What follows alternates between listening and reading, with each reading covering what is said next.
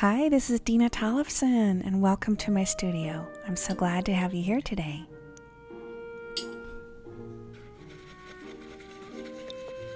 So in today's video, I'm going to be demonstrating 2 ways to save money on your paint. One is by using a tube wringer, and the other is by using the proper paint palette for the type of paint that you're using.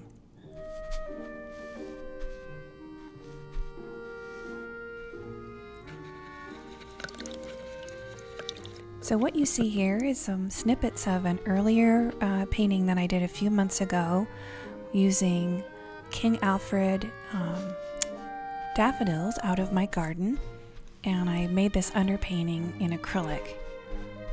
I hope that you get a chance to watch the video if you haven't already seen it.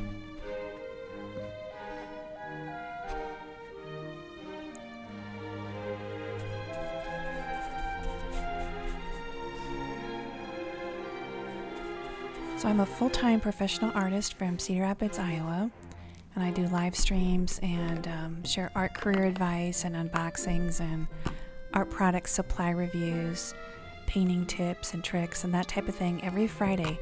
So I hope that you'll subscribe if you haven't already.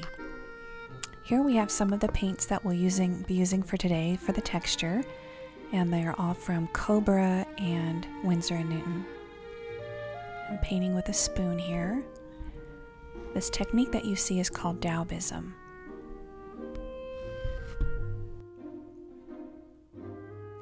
So in the Daubism technique, I'm placing these thick slabs of paint to create a low relief sculpture effect in paint, kind of a mix between mosaic and pointillism and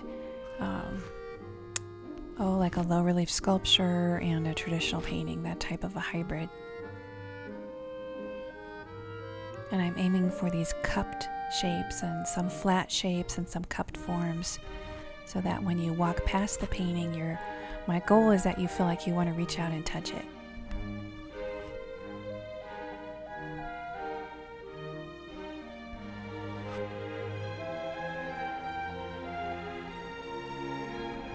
This painting is also for the Turquoise Challenge, and if you haven't already participated in the Turquoise Challenge, I hope that you will join in, and it's a large, fun group collaboration that I'm hosting on my channel. Be looking for the playlist also starting the 27th of July of 2019. All of the participants who participate in the challenge are going to be part of this large group playlist.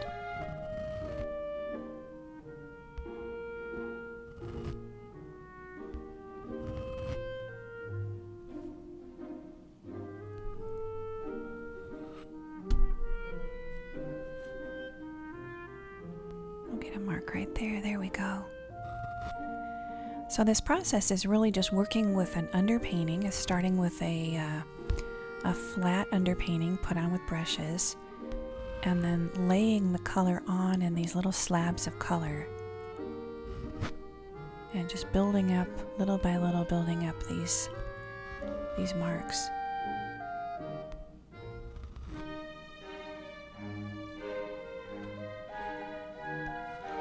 I like using the spoon because it has a rigid form, a little different than what the painting knives do. So I'll usually start with the spoon and then end up with the smaller painting knives.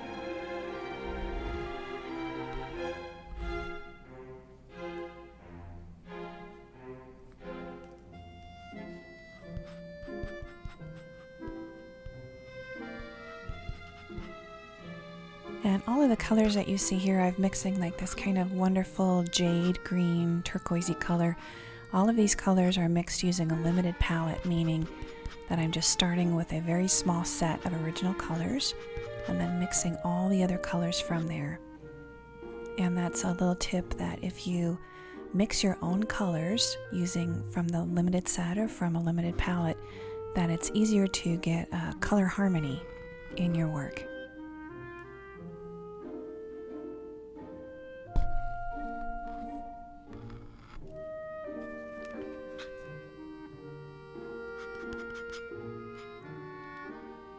We'll get a mark right there.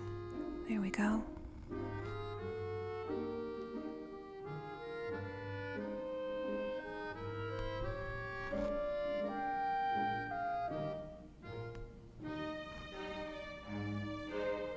So there's some yellow ochre and some of the cobra yellow and a little titanium white.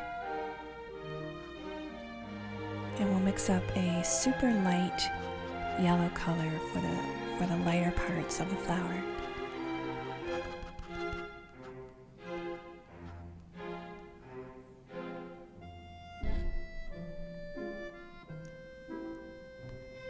Now, if you're like me, you dislike it greatly when your paint gets crusty or lumpy or it starts to dry out. If you're in the middle of using it, that just drives me crazy. So the tip that I want to share with you today is, and I also don't like to clean up the paint mess afterwards. So the tip I'll share with you today here is to use, when you're working with acrylic paint, use a moisture retentive palette. With acrylic. So I like to use the Masterson Stay Wet palette. There are a couple other brands out there. I've used most of the other brands, and that's pretty much my favorite is the Masterson. Winsor & Newton also makes a nice moisture retentive palette. But what you do is you usually they'll have like a sponge or something like that, and Masterson has a large palette and a smaller one. And what you do is there's a sponge.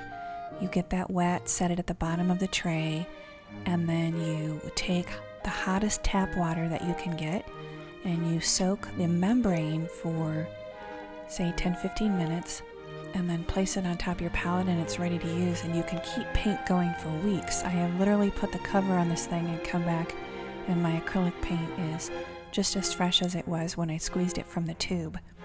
So that's what you can do if you have acrylic. Now, if you use oil, like what I'm showing right here, is you can use, what I recommend is a waxed-based disposable palette that's just set up for oil paint, and that's what I've got right here. And this is called the New Wave palette, and this one happens to be tinted in gray. And what's nice about that is it helps you judge your colors when you're working with a gray base.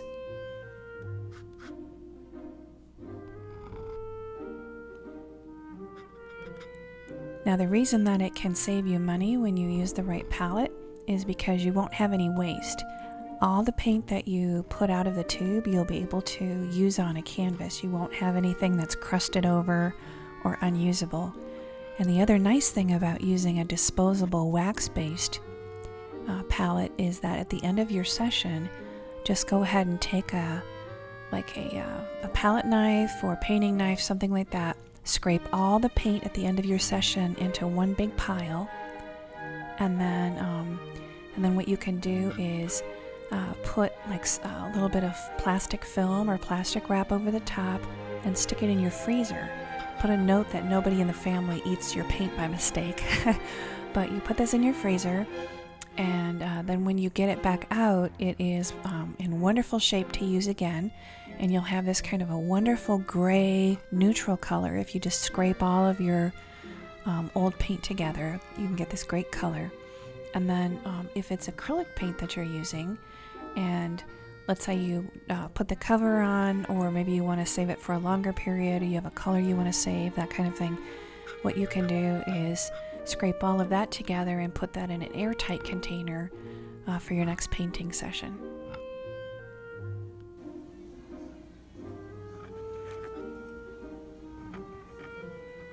Let's get a little bit of that orange going here. You can make a wonderful peachy color by mixing orange and white and a small amount of yellow. And if you need to dull that color down, then add a little bit of yellow ochre.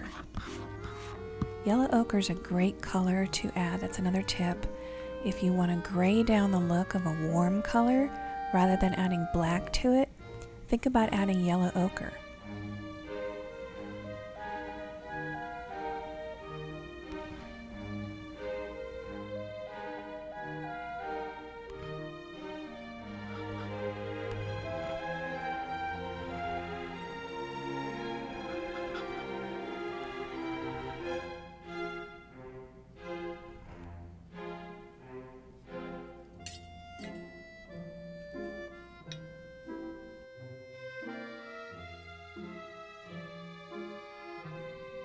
What I'm thinking about here when I'm working on these flowers is trying to convey the joyfulness of the flower. So I'm adding other colors like purples and oranges and that type of thing into these daffodils to really give a heightened expression of my feeling about the flower.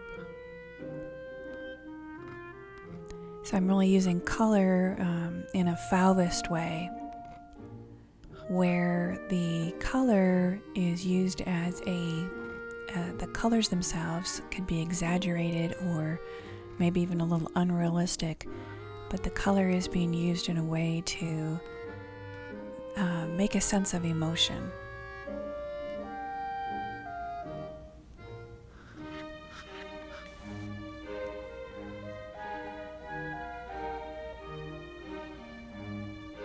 There we go.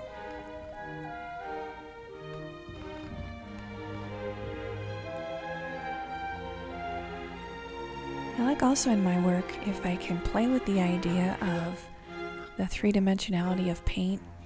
I like to let some of the underpainting show, so you can peek down in between in the little crevices and see where the texture of the canvas is, and then contrasting that with the smooth edge of the paint.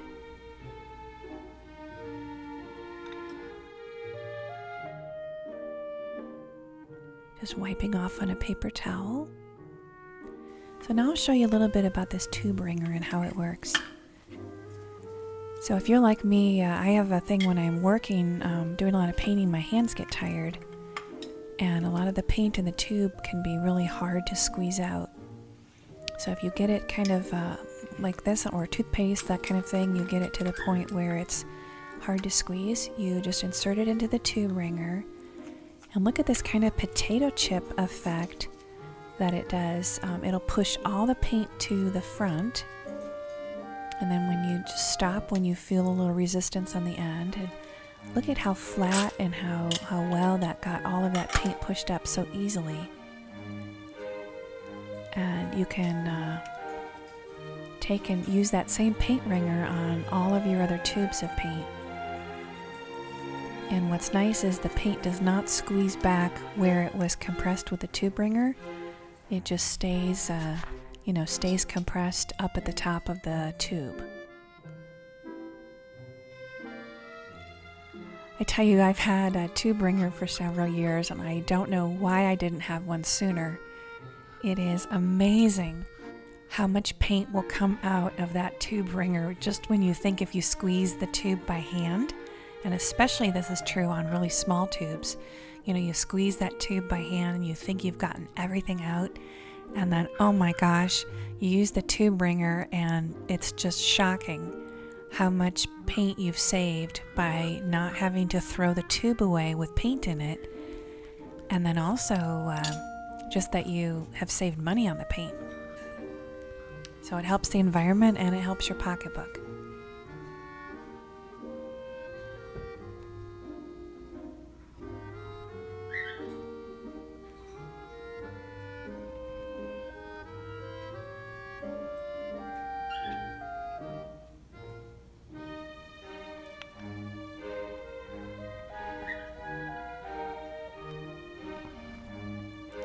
I'm putting these kind of neutral colors in, mixing the neutrals by mixing multiple colors together to try and have a combination of bright, unmixed colors in with muted neutrals and multiple mixes of colors to add variety into my work.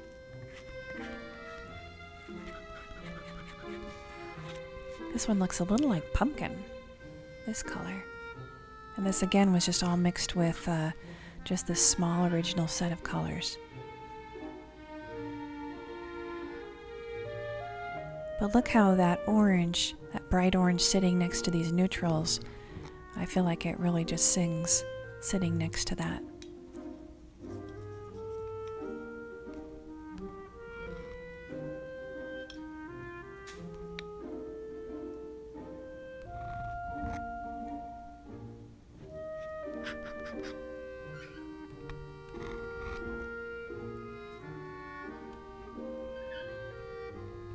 So as I'm putting each of these little marks on here, since this is oil paint, I'm having to just kind of carefully navigate through with the painting knife to make sure that it doesn't smear from one mark to the other. Little titanium white. Add it in and we can just lighten and cool that color up.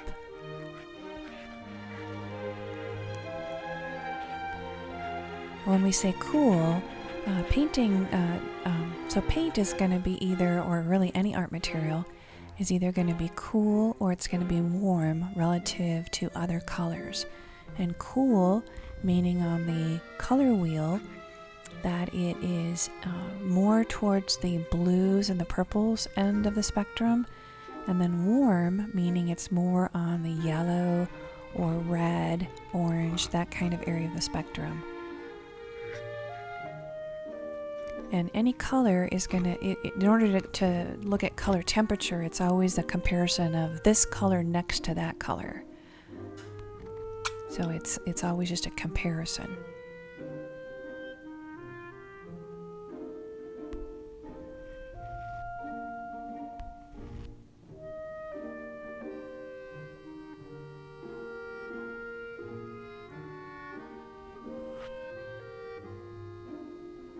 Now some of that peachy color, I'm also thinking about this peachy color next to the yellow color. I like the idea of the warm versus cool. The peach is cooler than the yellow color, meaning that it is closer to the blue side of the spectrum, the purple and blue side of the spectrum, than the yellow and red side.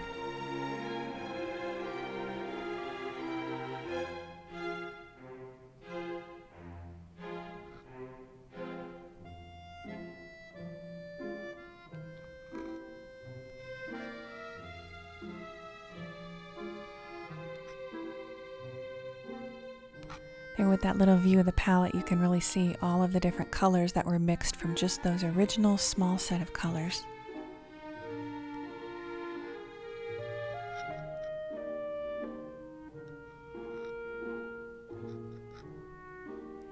And when you're working on your own painting, your own creations, you'll have your own idea of what kind of color combinations that you like together, how warm or how cool you want your work to look, how textured you want your work to look. All of that is part of your signature as an artist.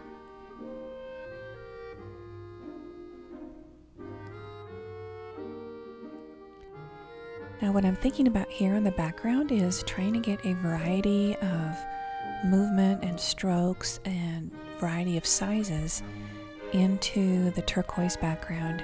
And turquoise comes in so many natural different colors. I'm thinking about mixing up a variety of different, some have more green, some are darker, some are lighter, that type of thing, but really trying to get that as much variation in the color turquoise as possible. So here's the blue that I'm using. This is the Cobra turquoise blue.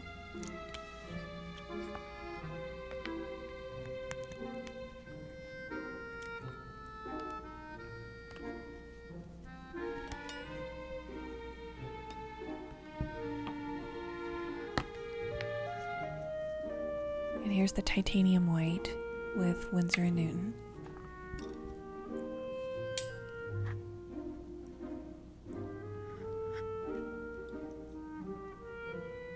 This oil paint is so luscious.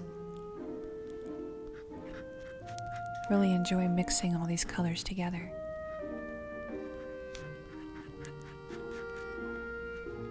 Another big tip is if you're going to be mixing a large amount of paint, be sure to not try and mix it with a paintbrush. Try and mix with a painting knife or a palette knife. So here I'm adding a little bit of this yellow ochre in with the turquoise, and that is going to make it a little bit more neutral in color. It's also going to lighten it up since it's a lighter color than the turquoise blue right out of the tube.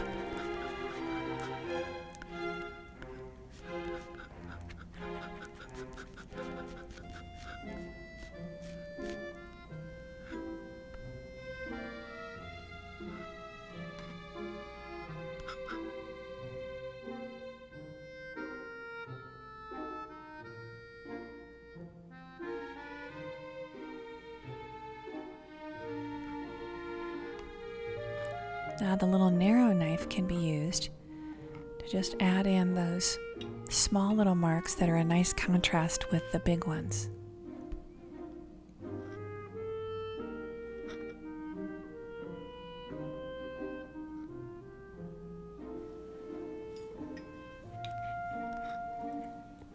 And for those of you who have joined in on the Turquoise challenge, I want to thank you for participating, and I'm very excited to see everyone's artwork and see all the variations of what every artist can come up with their idea of focusing on the color turquoise.